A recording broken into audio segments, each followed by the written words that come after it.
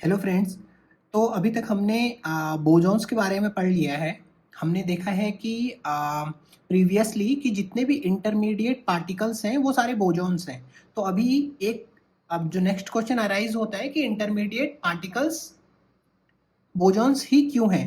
तो हम देख लेते हैं कि इंटरमीडिएट पार्टिकल्स में हमने देखा था स्ट्रॉन्ग इंटरेक्शन के लिए ग्लूऑन्स होते हैं और रेसिडुअल स्ट्रॉन्ग इंटरेक्शन के लिए पाइमेजॉन्स यूज होते हैं। फोटॉन्स देख लिए थे, डब्ल्यू प्लस माइनस बोजॉन्स, जेड बोजॉन्स और ग्रेविटॉन्स। तो ये सारे के सारे बोजॉन्स हैं हमारे पास। तो इंटरमीडिएट पार्टिकल बोजॉन्स ही क्यों है। So why the intermediate particle is bosons. तो इसका है कि symmetry of statistic should be conserved in all the interaction. तो इसलिए ही इंटरमीडिएट पार्टिकल बोजॉन्स होते हैं। क्यों? क्योंकि सिमेट्री को हमें कंजर्व रखना होता है और जो बोजॉन्स हैं उनका वेव फंक्शन होता है सिमेट्रिक। तो सिमेट्रिक वेव फंक्शन बोजॉन्स का है। और तो अभी अभी आगे हम देखते हैं। ऊपर प्रिंसिपल का मतलब है कि इंटरेक्शन से पहले अगर वेव फंक्शन सिमेट्रिक है तो इंटरेक्शन के बाद भी वेव फंक्शन सिमेट्रिक रहना चाहिए। तो कोई रिएक्शन से पहले अगर वेव फंक्शन सिमेट्रिक है तो रिएक्शन के बाद भी वेव फंक्शन सिमेट्रिक रहना चाहिए। तो अगर सिमेट्रिक है पहले तो रिएक्शन के बाद भी सिमेट्रिक, अगर पहले एंटी सिमेट्रिक था तो रिएक्शन के बाद भी एंटी सिमेट्रिक रहना चाहिए। हाँ, तो ये चीजें तभी सेटिस्फाई हो सकती हैं जब इंटरमीडिएट पार्टिकल बोजॉन्स हो। बोजॉन्स के साथ सिमेट्री कंजर्व रहती है, फर्मियोन्स के साथ सिमेट्री कंजर्व नहीं रहती है। तो हमारे पास दो तरीके के पार्टिकल्स होते हैं, हमें पता है। हमारे पास बोजॉन्स होते हैं और हमारे पास फर्मियोन्स होते हैं। तो फर्मियोन्स में आपको पता है कि इलेक्ट्रॉन और इससे रिलेटेड पार्टिकल्स आते हैं। बोजॉन्स में हमने ऊपर जो सारे पार्टिकल्स देख लिए हैं। तो जो बोजॉन्स का जो वेव फंक्शन होता है, बोजॉन्स के साथ सिमेट्री इसलिए कंजर्व रहती है क्योंकि बोजॉन का वेव फंक्शन सिमेट्रिक होता है। तो ये ऑलरेडी एग्जिस्टिंग सिमेट्री को चेंज नहीं करेगा। ओके, अगर किसी रिएक्शन की किसी पार्टिकल की सिमेट्रिक एंटी सिमेट्रिक है तो जो ये बोजॉन है उसके साथ मल्टीप्लाई होके उसको एंटी सिमेट्रिक ही रहने देगा, है ना। उसने एक्चुअल जो भी है उसको चेंज नहीं किया। तो बोजॉन के सिमेट्रिक वेव फंक्शन के साथ किसी एंटी सिमेट्रिक वेव फंक्शन का मल्टीप्लाई करेंगे तो फाइनल आंसर एंटी सिमेट्रिक ही रहेगा। तो हम सिर्फ इतनी सी बात यहाँ पे बोल रहे हैं कि बोजॉन्स का जो वेव फंक्शन है वो सिमेट्रिक है। तो इसीलिए सारे इंटरमीडिएट पार्टिकल्स बोजॉन्स ही हैं, लेप्टॉन्स और दूसरे तरीके के पार्टिकल्स नहीं है।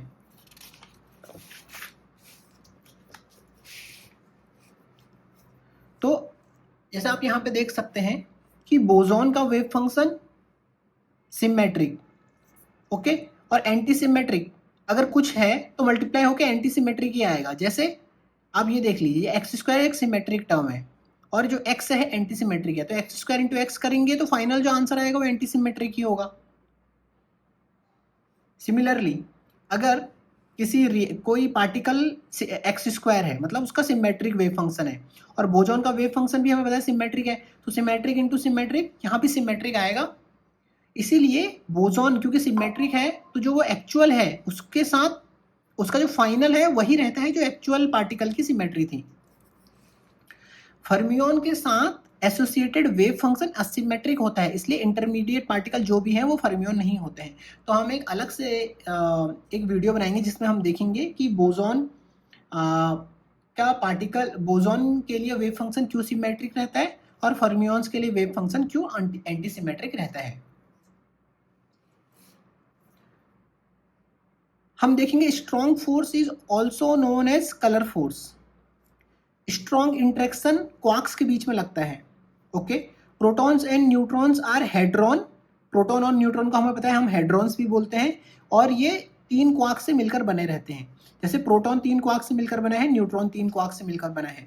तो प्रोटॉन के केस में क्या रहता है कि इन 2 क्वार्क्स में से 2 अप क्वार्क होंगे, एक डाउन क्वार्क होगा। और न्यूट्रॉन के केस में ये जो 3 क्वार्क में से 2 डाउन क्वार्क रहते हैं और एक अप क्वार्क रहता है। पॉली एक्सक्लूजन प्रिंसिपल क्या कहता है? पॉली एक्सक्लूजन प्रिंसिपल के अकॉर्डिंग अब हमें पता है कि क्वार्क क्या है, क्वार्क भी एक फर्मियोन है, क्वार्क एक फर्मियोन पार्टिकल है। और फर्मियन पार्टिकल का वेव फंक्शन एंटीसिमेट्रिक रहता है, अभी हमने ऊपर पे देखा।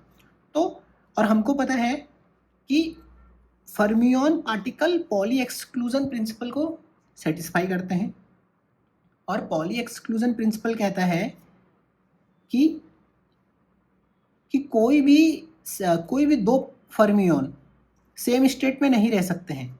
तो दो क्या, तो दो तीन, मतलब दो नहीं रह सकते तो तीन भी नहीं रह सकते हैं। इसका मतलब है कि जो क्वार्क है, ये तीन क्वार्क हैं अंदर पे, तो ये तीनों सेम स्टेट में नहीं रह सकते हैं। तो कुछ तो ऐसा चीज़ होना चाहिए इनके लिए जो इनको डिस्टिंग्विश करें, है ना। इनके बीच में कुछ तो डिस्टिंग्विशेबल पैरामीटर होना चाहिए, वरना ये तीन के तीन एक ही स्टेट में हो जाएंगे। आप क्या चीज़ से डिस्टिंग्विश करोगे कि ये क्वार्क इस क्वार्क से अलग है, ये क्वार्क इस क्वार्क से अलग है। तो हमने एक नया क्वांटम नंबर इंट्रोड्यूस किया जिसे हम कहते हैं कलर। ओके, तो हमने क्या बोला कि जो ये तीन के तीन क्वार्क हैं प्रोटॉन के अंदर, इन तीनों क्वार्क का डिफरेंट कलर है। तो हम बोलते हैं एक क्वार्क है रेड, एक क्वार्क का कलर है ब्लू, एक क्वार्क का कलर है ग्रीन। ओके, तो ये एक्चुअल कलर्स की बात नहीं है, ये एक टर्म हमने दिया है। तो उनकी एक कैरेक्टरिस्टिक है जिसको हम कलर से डिनोट करते हैं, और हम बोलते हैं कि तीनों क्वार्क का कलर है, मतलब तीनों क्वार्क का कलर डिफरेंट है, इसलिए अब ये पॉली एक्सक्लूजन प्रिंसिपल को सेटिस्फाई कर जाएंगे, क्योंकि इन तीनों का कलर तो डिफरेंट हो गया ना, जो एक अलग क्वांटम नंबर हमने जो इंट्रोड्यूस किया। तो जैसे हमारे पास क्वार्क होते हैं वैसे ही हमारे पास एंटी क्वार्क भी होते हैं। जैसे हमारे पास इलेक्ट्रॉन का एंटी क्या है, पॉजिट्रॉन, सिमिलरली हमारे पास क्वार्क का एंटी है एंटी क्वार्क। तो एंटी क्वार्क के भी कलर्स होंगे अलग अलग। तो रेड का anti red, anti blue, anti green, तो इस तरीके से रहता है। तो हमने बोला है कि हेड्रॉन कलरलेस होते हैं। हेड्रॉन मतलब प्रोटॉन और न्यूट्रॉन। अब कलरलेस कैसे? कलरलेस मतलब देखो, अगर आप रेड, ब्लू और ग्रीन ये तीनों कलर को मिक्स करोगे तो उसे वो कलरलेस बोलेंगे हम। तो एंटी हेड्रॉन भी कलरलेस होते हैं। तो अगर आप एक ऐसा पार्टिकल बना देते हैं जिसमें तीन क्वार्क हैं और तीनों एंटी क्वार्क हैं, तो एक का कलर एंटी रेड है, एक का एंटी ब्लू और एंटी ग्रीन है, तो आप इन तीनों को मिक्स करोगे तो वो भी कलरलेस रहेगा, है ना। तो इसी को हम कलर हाइपोथेसिस भी बोलते हैं।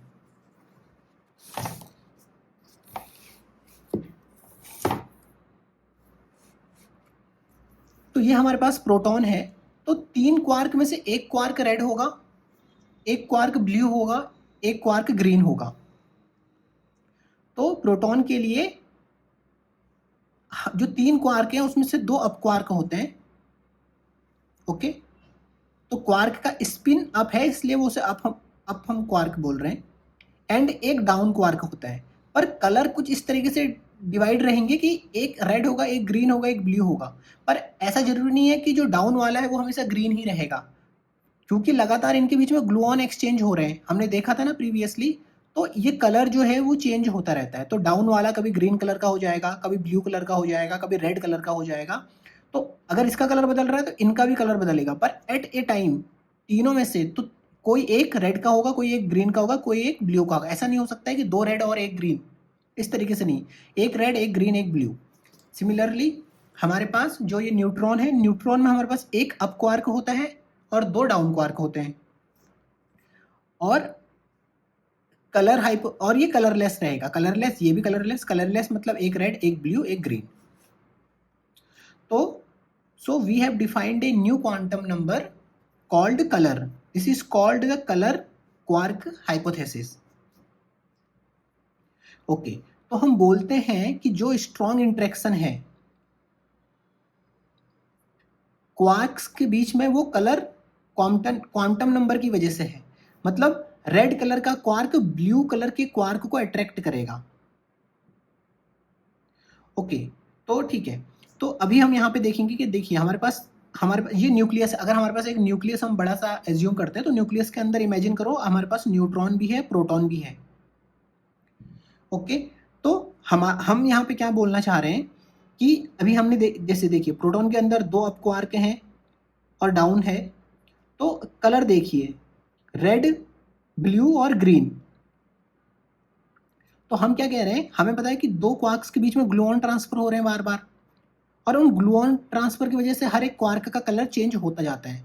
तो हम एज्यूम करते हैं हम किसी time stamp t equals to 0 पे हैं और ये सारे क्वार्क्स का कलर जैसा आपको दिखाया है वैसा है कि यहाँ पे न्यूट्रॉन के अंदर 2 डाउन क्वार्क हैं और एक अप क्वार्क है, प्रोटॉन के अंदर 2 अप क्वार्क हैं, एक डाउन क्वार्क है। तो 2 डिफरेंट कलर के क्वार्क्स के बीच में अट्रैक्टिव फोर्स लग रहा है। जैसे आपने बोला रेड कलर का क्वार्क ब्लू कलर के क्वार्क को अट्रैक्ट करेगा, तो हमको पता है हमने देखो 2 तरीके के फोर्स थे ना, स्ट्रॉन्ग फोर्स, एक रेसिडुअल स्ट्रॉन्ग फोर्स था, एक हमारे पास हमने प्रीवियसली देखा था, हम एक बार फिर से उसे ओपन कर लेते हैं। एक हमारे पास स्ट्रॉन्ग इंटरेक्शन था ग्लूऑन्स की वजह से, एक रेसिडुअल स्ट्रॉन्ग इंटरेक्शन था पाई मेसॉन्स की वजह से। तो जो ये इंटरेक्शन है ये ग्लूऑन्स की वजह से है, और जो ये वाला इंटरेक्शन है जो 2 पार्टिकल्स के बीच में है जो आप ये देख रहे हैं, ये हमारे पास पाई मेसॉन्स की वजह से है। ओके, तो जो ब्लू कलर का क्वार्क है वो रेड कलर के क्वार्क के साथ अट्रैक्ट करेगा, ब्लू वाला रेड से अट्रैक्ट करेगा। ओके, रेड वाला ब्लू से अट्रैक्ट करेगा, है ना, रेड वाला रेड से अट्रैक्ट नहीं कर रहा है, ग्रीन वाला ग्रीन से अट्रैक्ट नहीं कर रहा है। तो ये डिफरेंट कलर एक दूसरे से अट्रैक्ट करेंगे, तो ब्लू वाला रेड से अट्रैक्ट करेगा, ब्लू वाला ग्रीन से अट्रैक्ट करेगा। तो जो ये बाहर है न्यूट्रॉन और प्रोटॉन जो ये ऐसे आपको दिख रहे हैं, ये सारे पाई मेसॉन्स की वजह से हैं। ओके, जिसे हम रेसिडुअल स्ट्रॉन्ग इंटरेक्शन कह रहे हैं। और ये जो क्वार्क्स के बीच में है ये है स्ट्रॉन्ग फोर्स, मतलब ग्लूऑन्स की वजह से। तो ये वाले फोर्स जो बाहर पे आपको दिख रहे हैं ये पाई मेसॉन्स की वजह से हैं, ये ग्लूऑन्स की वजह से हैं। So strong force is also known as colour force because the strong interaction between quarks is manifestation of color change the quark है। तो इन क्वार्क के देखिए हम बोल रहे हैं ना, तो सेम जो हमने अभी तक डिस्कस किया वही चीज हमने लिखी हुई है। Actually the problem was that a nucleon has 3 quarks, and since quarks are fermions, so according to the Pauli exclusion rules 3 quarks cannot exist in the same state, so have to define an extra quantum number called color, and this is called the color hypothesis। तो अभी तक जो भी हमने discuss किया उसी चीज को हम लिख रहे हैं। तो हम वही, अगर हम रेड ब्लू प्लस ग्रीन ये 3 क्वार्क अगर प्रेजेंट हैं तो इसको कलरलेस बोलेंगे। एंटी रेड एंटी ब्लू और एंटी ग्रीन अगर प्रेजेंट है किसी पार्टिकल के अंदर तो उसको भी कलरलेस बोलेंगे। अगर R plus red plus anti red अगर प्रेजेंट है तो वो भी कलरलेस कहलाएगा। अगर blue plus anti blue present है कलरलेस। अब ब्लू प्लस एंटी ब्लू ये कैसे प्रेजेंट रहेंगे, ब्लू ग्रीन प्लस। तो हमने यहाँ पे देखा था, हमने एक एनिमेशन वीडियो में पीछे देखा था कि अगर न्यूट्रॉन और प्रोटॉन है और इसके अंदर 3 क्वार्क हैं, तो इन दोनों के बीच में जो फोर्स ट्रांसफर होता है वो मेसॉन्स की वजह से होता है, मेसॉन पाई मेसॉन। तो ये जो पाई मेसॉन है ये 2 क्वार्क से मिलकर बना रहता है। तो वो 2 क्वार्क इसी तरीके से रहते हैं, red plus anti red, blue plus anti blue, green plus. तो अगर ये रेड है इस क्वार्क का कलर, तो इसका आर रेड एंटी रेड होगा। अगर इस वाले क्वार्क का ग्रीन है तो एंटी ग्रीन, अगर इसका ब्लू है तो एंटी ब्लू। तो मेसॉन्स भी कलरलेस रहेगा। Okay, meson particle will be colourless. Similarly जैसे प्रोटॉन कलर, ये प्रोटॉन हो गया, न्यूट्रॉन कलरलेस है। प्रोटॉन कलरलेस है क्यों? क्योंकि एक क्वार्क रेड होगा, एक ग्रीन होगा, एक ब्लू होगा। सिमिलरली न्यूट्रॉन के अंदर जो 3 क्वार्क हैं, एक रेड होगा, एक ब्लू होगा, एक ग्रीन होगा, तो ये भी कलरलेस है। मेसॉन पार्टिकल जो ट्रांसफर कर रहा है वो भी कलरलेस है। ओके, जो न्यूट्रॉन है यहाँ भी वो भी कलरलेस है।